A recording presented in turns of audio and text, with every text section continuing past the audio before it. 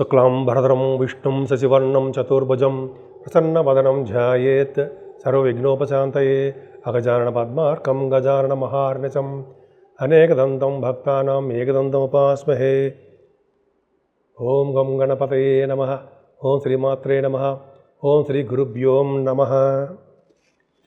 మా ఆది ఆస్ట్రాలజీని చూస్తున్నటువంటి మీ అందరికీ అలాగే విదేశాల్లో కూడా ఉంటూ నా వీడియోస్ని చూస్తున్నటువంటి మీ అందరికీ కూడా పేరు పేరున నా హృదయపూర్వక నమస్కారాలు. ఇప్పుడు మనం ఏప్రిల్ నెల 20th నుంచి 26th ఏప్రిల్ వరకు కూడా ఈ వారం రోజులు గ్రహాలు ఇచ్చే ప్రభావాలు 12 రాశుల మీద ఎలా ఉండబోతున్నాయో ఇప్పుడు మనం తెలుసుకుందాం. దానికంటే ముందర నేను చెప్పే వీడియో మీకు నచ్చితే షేర్ చేయండి, లైక్ చేయండి. అంతేకాదండి, మీ జాతకాలు చూపించుకోవాలనుకున్నా, చెప్పించుకోవాలనుకున్నా ముఖ్యంగా కావాల్సింది డేట్ ఆఫ్ బర్త్ అండి. టైం పర్ఫెక్ట్గా ఉండాలి, చాలా మంచి రిజల్ట్స్ వస్తాయి. అలాగే మీ పుట్టిన ఊరు ఎక్కడుంది అయితే మీకు వివాహాలకు సంబంధించిన విషయాల్లో కానీ, చదువు విషయంలో కానీ, జాబ్ సంబంధించిన విషయాల్లో కానీ ఎన్ని అంశాలు, ఏ అంశాలు సరే మొత్తం కూడా కూలంకుషంగా నేను చూసి నేనే మీకు ఫోన్ చేస్తాను, మళ్ళీ చెప్తాను కూడా. మీకు ఏమాత్రం చెప్పించుకోవాలనుకున్నా, చూపించుకోవాలనుకున్నా తప్పకుండా మా ఆది ఆస్ట్రాలజీని కన్సల్ట్ చేయండి. సో నేను చెప్పిన వీడియోస్ మీకు నచ్చుతాయని అనుకుంటున్నాను, నచ్చే ఉంటాయి. సో మీకు నచ్చితే సబ్స్క్రైబ్ చేయండి, మీ ఫ్రెండ్స్ సర్కిల్ వాళ్ళకి కూడా షేర్ చేయండి. ఇప్పుడు మనం కుంభరాశి వారికి, మీ రాశి అధిపతి ఎవరండి? శనీశ్వరుడు కదా. ఎక్కడున్నాడు? 2వ భావంలో ఉన్నాడు. మంచిదా? ఏమాత్రం కాదని చెప్తాను నేను. ఎందుకంటేనండి, శనితో కలిసిన రాహు మంచివాడు కానే కాదు. ధనం విషయంలో చిన్న చిన్న ఇబ్బందులు కలిగిస్తూ ఉంటాడు, కుటుంబంలో అభివృద్ధి లేకుండా కలిగిస్తూ ఉంటాడు, అలాగే కుటుంబంలో సౌఖ్యం లేకుండా కలిగిస్తూ ఉంటాడు, ధనం సకాలంలో రాకుండా కలిగేట్ చేస్తుంటాడు. కుంభరాశి వాళ్ళకి ధనం మీరు డబ్బులు వచ్చేస్తాయి అనుకుంటాం, కానీ లేట్ అయిపోతాయి, కానీ రావు. చూసుకోండి కావాలంటే. నేను చెప్పేది ఏది కూడా అబద్ధం ఉండడమో లేకపోతే ఏదో నోటికి వచ్చి చెప్పడమో కాదు. పైగా మీరు విదేశాలు వెళ్తారు తెలుసా అండి. ఎందుకురా అంటే మీరు రాశికి 12th హౌస్లో ఆడేవారు శనీశ్వరుడు ఒక్కడే. ఆయన ఎక్కడున్నాడు? 2వ భావంలో ఉన్నాడు. వలన మీరు కష్టపడి మీరు ఉద్యోగం కోసం వెళ్ళడం కోసం విదేశాలు వెళ్తారు. అక్కడ ధన సంపాదన బ్రహ్మాండంగా ఉంటుంది. అంటే శనీశ్వరుడు 2వ భావంలో ఉన్నా కూడా ధన ప్రాప్తి కలుగుతుంది అనడంలో ఏమైనా సందేహం ఉందా? లేదు. ఇంకోటి చెప్పాలి, శుక్రుడు గురించి చెప్పుకుందాం. శుక్రుడు ఎవరు? 4th house lord. 4th house lord ఎక్కడున్నాడు? 2వ భావంలో ఉన్నాడు. ఎవరితో కలిసి ఉన్నాడు? బుధుడితో కలిసి ఉన్నాడు. నీచభంగ రాజ్యం అయిపోలా 2వ భావానికి.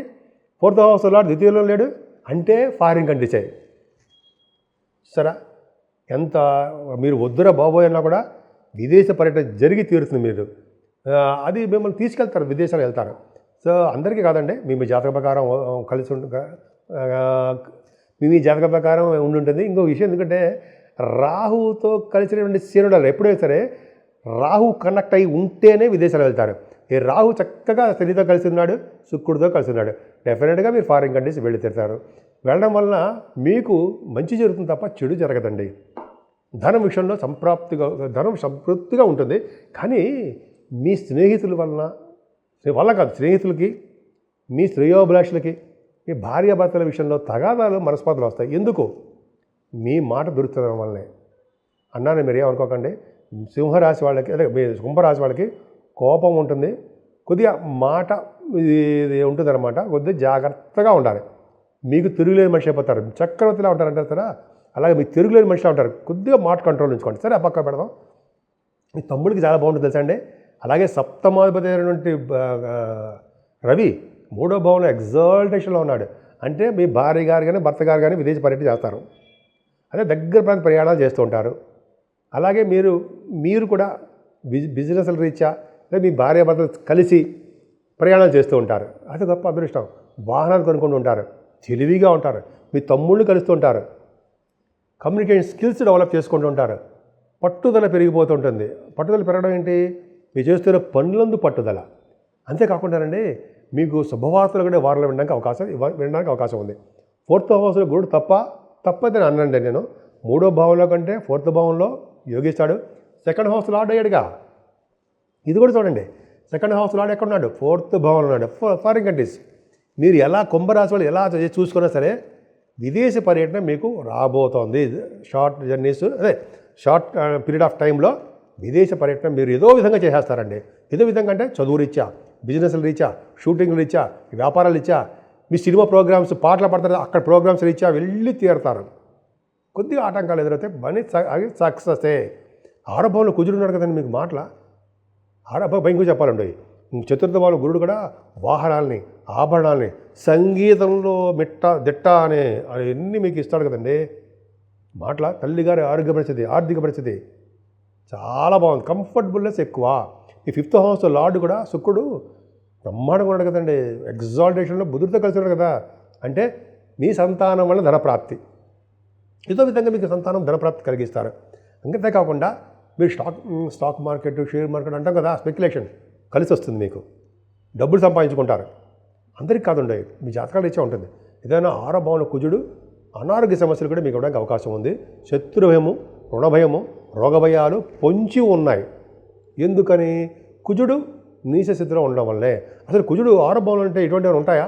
ఉండవు. ధైర్యాన్ని, విజయాన్ని, విజయ పరంపరలని, పొలిటికల్ రంగం, పైగా పొలిటికల్ రంగంలో అభివృద్ధిని అలాగా దూసుకుపోయే తత్వాన్ని ఇస్తాడు కదా కుజుడు. కానీ ఇక్కడ ఏం చేశాడు? నీచ స్థితిలో ఉండడం వల్ల కొద్దిగా ఇబ్బంది పడుతున్నారు. మనమే తక్కువ మనం సుబ్రహ్మణ్య స్వామి పూజించేస్తాం. అదే సుబ్రహ్మణ్య స్వామి ఓం సం శరవణ భవాయ అంటుంటాం. ఓం సం శరవణ భవాయ నమ, ఓం సం శరవణ భవాయ అంటూనే ఉంటాం కదా, చేసుకుంటూ ఉంటాం. సుబ్రహ్మణ్య స్వామి కళ్యాణాలు చేసుకుంటుంటాం. మనం సుబ్రహ్మణ్య స్వామి వదిలిపెడతామా? అమ్మ మనం వదిలిపెట్టాంగా. ఆయన ద్వారా ఆయన పూజిస్తేనే ఆయన యొక్క బ్లెస్సింగ్స్ తీసుకోవడం వలన అటు విద్యలోను, అటు మీ బాత్రూలు అంటారు సార్, మీ తోబుట్టువుల్లోనూ చక్కటి అభివృద్ధి కలుగుతుంటుంది. సరే, అది పక్క పెడదాం. మీ ఆరోగ్యం విషయంలో కొంచెం జాగ్రత్తగా ఉండాలండి. జాగ్రత్త సూచనలు ఉన్నాయి. కానీ భయపడుతున్న అవసరం ఏముందండి? ఎందుకు భయం అని చెప్పారంటే మీ అష్టమాధిపతి నీచ స్థితిలో ఉన్నాడు. అంటే ఆరోగ్యాన్ని ఇచ్చేవాడు నీచలో ఉన్నాడంటే మాటలు కాదు కదా. మీకు అనారోగ్య సమస్యలు ఉంటాయి కదా, కానీ ఉండవని నేను చెప్తా. ఎందుకంటే ఏం లేదండి, అష్టమ స్థానంలో ఉన్నది ఎవరు? కేతువు ఎవరు? గురుదృష్టి ఉంది. 5 గ్రహాల దృష్టి కూడా ఉంది. బుధ, శుక్ర, శని, రాహువులు, చంద్రుడు. ఇలా డీటెయిల్గా చెప్పాలండి. చెప్తేనే మీకు అర్థమవుతుంది. సోది కొట్టట్లేదురా, వీడు కరెక్ట్గా చెప్తున్నాడరా బాబు అన్నట్టుగా ఉండాలన్నమాట. సో ఆ విధంగా ఉండడం వల్ల ముఖ్యంగా లా సంబంధించింది అంటే కోర్టు సంబంధించిన వాటిలో అలా చెప్పకూడదు. సక్సెస్ అయి తీరుతారు, విజయం సాధిస్తారు. అవకాశాలు ఎక్కువ ఉన్నాయి. అంతేకాకుండా తలవంతలంపకు వచ్చే ధనయోగము, ఆరోగ్యము, ఐశ్వర్యము ఇవన్నీ మాటల. పైగా మీకు సేవకాజనము అందరూ ఉంటారు. అందుకే మీరు చేస్తున్న బిజినెస్ కూడా బాగా డెవలప్మెంట్స్ ఉంటాయండి. విదేశాలు చదువు రీత్యా వెళ్తారు. మీ వ్యాపార అభివృద్ధి దినదిన ప్రవర్ధమానం అవుతూనే ఉంటుంది. ముఖ్యంగా మీ ప్రొఫెషన్ గురించి మాట్లాడుకుందాం కాసేపు. ప్రొఫెషన్లోనండి గురుదృష్టి ఉంది కాబట్టి డాక్టర్స్ వృత్తిలో ఉన్న వాళ్ళకి, అలాగే లాయర్స్ అంటారు సరే, అడ్వకేట్స్, వాళ్ళకి చాలా అద్భుతమైన పీరియడ్ చెప్తాను. ఎందుకు? గురు ప్రభావం చాలా బాగుందండి. కాకపోతే అండి 10th హౌస్లో నీచలో ఉన్నాడు కాబట్టి ఇందాక మనం సుబ్రహ్మణ్యాన్ని వదలం అనుకున్నాం కదా, ఆయన పూజించేస్తూనే ఉంటాం. ఆయన యొక్క బ్లెస్సింగ్స్ తీసుకుంటూ ఉంటాం. కాబట్టి రియల్ ఎస్టేట్ రంగంలో ఉన్న వాళ్ళకి, సాఫ్ట్వేర్ రంగ ఉద్యోగస్తులకి, గవర్నమెంట్ ప్రొఫెషన్లో ఉన్న వాళ్ళకి ఉన్నతమైన పదవులు రావడానికి కారణం కూడా సుబ్రహ్మణ్య స్వామి అవుతాడు. కాబట్టి మనం సుబ్రహ్మణ్య స్వామి పూజిద్దాం. గురుదృష్టి ఉంది కాబట్టి బ్యాంకింగ్ రంగంలోనూ, విద్యా సంస్థల్లోనూ, వీళ్ళన్ని రంగంలోనూ ఉన్నతమైనటువంటి ప్రమాణాలతోటి అభివృద్ధికరంగానే ఉంటుంది. ఆడవాళ్ళకి కూడా చెప్తానండి. అలాగే కుంభరాశి వాళ్ళకి లాభస్థానంలో చంద్రుడు ఉన్నాడు. ఏం భయపడాల్సిన అవసరం లేదు, చక్కటి లాభాలు ఉంటాయి. 12వ భావంలో చంద్రుడికి 21, 22 తారీఖులో ఉంటాడు. ఎవరు? 6వ ఇంటి వాడు 12వ భావంలో ఉన్నాడు. 6వ భావంలో కుజుడు ఉన్నాడు. చంద్రమంగళ యోగంలో ఉన్నారు. అంటే ఏంటి? అంటే భూముల వలన ధనప్రాప్తి, అలాగే భూములు కొనుగోలు చేయడము, డబ్బులు ఎక్కువ ఖర్చు పెట్టి భూములు కొనుక్కోవడము, సన్మానాలు జరగడము, విదేశాలు వెళ్ళడము, బావులు, చెరువులు అవన్నీ తవ్వించడము. కుంభరాశి వాళ్ళకి బాగుందండి. ఏం బాగుందో అని విడమరిచి మరీ చెప్పాను. ఇలా చెప్తేనే మీకు అర్థమవుతుందని చెప్పి నేను కొద్దిగా జాగ్రత్త చెప్పానండి. సో ఈ విధంగా కుంభరాశి వాళ్ళకి ముఖ్యంగా పూజించవలసిన దేవుడు ఇందాకే చెప్పేశాను. సుబ్రహ్మణ్య స్వామిని మనం పూజిస్తూనే ఉందాం. సుబ్రహ్మణ్య స్వామిని అసలు వదలం. అలాగే సూర్యభగవాన్ని ఐశ్వర్య ప్రదాత, ఆరోగ్య ప్రదాత, ఆయన పూజిస్తూ కనకదుర్గమ్మ వారి యొక్క దీవెనలు తీసుకోవాల్సిమా. ఆవిడ దీవెనలు తీసుకుంటూ ఆవిడకి చండీ హోమాలు చేయించుకుంటుంటే గ్రహాల వల్ల ఎటువంటి దోషాలన్నీ పటాపంచలు అయిపోవడానికి ఆవిడ కూడా కారణం కదండి. కాబట్టి అమ్మవారిని పూజిద్దాం, సకల శుభాల్ని పొందుదాం. ఇప్పుడు మనం 12 రాసుల వాళ్ళకి అంటే మేషం నుంచి మీనరాశి వారు కూడా రెమెడీ అండి. అంటే నవగ్రహాలకి సంబంధించినటువంటి రెమెడీ ఏం చేస్తే బాగుంటుంది ఈ వారంలో? దత్తాత్రేయ స్వామి వారిని కొలవాలండోయి. దత్తాత్రేయ స్వామి వారిని కొలవడం వలన, అలాగే గణపతి సచ్చిదానంద స్వామి వారు గురువు గారిని పూజించడం వలన 12 రాశిలో ఉన్న వాళ్ళందరికీ కూడా ఎటువంటి కష్టాలు రాకుండా, ఎటువంటి ఇబ్బంది కలగకుండా దత్తాత్రేయ స్వామి వారు, అలాగే గణపతి సచ్చిదానంద స్వామి వారు కూడా మనకు అనుగ్రహం ఇస్తారు అనడంలో సందేహం లేదు. పైగా పెళ్లి కాని వారికి పెళ్ళి అవ్వడం, సంతానం లేని వాళ్ళకి సంతాన యోగ్యత కలగడము, ఉద్యోగ భద్రత లేకుండా అయ్యే బాబాయ్ ఉద్యోగాలు ఎప్పుడు పోతాయరా అనుకున్న వాళ్ళకి ఉద్యోగంలో నిలకడ ఉండడము, అలాగే వివాహాది వేడుకలు దగ్గరకు వచ్చిన సంబంధం కొంతమంది ఆగిపోతుంటాయి. ఆ వివాహ వేడుకలు కూడా కరెక్ట్గా జరగడము, ఎటువంటి ఆటంకాలు కలగకుండా జరగడం కోసం, అలాగే భార్యాభర్తల అనురాగం కోసం, అలాగే కొంతమంది రియల్ ఎస్టేట్ రంగంలో ప్రాబ్లమ్స్ ఫేస్ చేస్తుంటారు. వాళ్ళకి వీళ్ళందరికీ ఎటువంటి ప్రాబ్లమ్స్ లేకుండా అన్ని రాశుల వాళ్ళకి కూడా గ్రహాల వలన వచ్చే దోషాలు చాలా మటుకు పరిహారం అయిపోవడానికండి దత్తాత్రేయ స్వామి వారికి మించిన దేవుడే లేడని చెప్పంటాం కదా.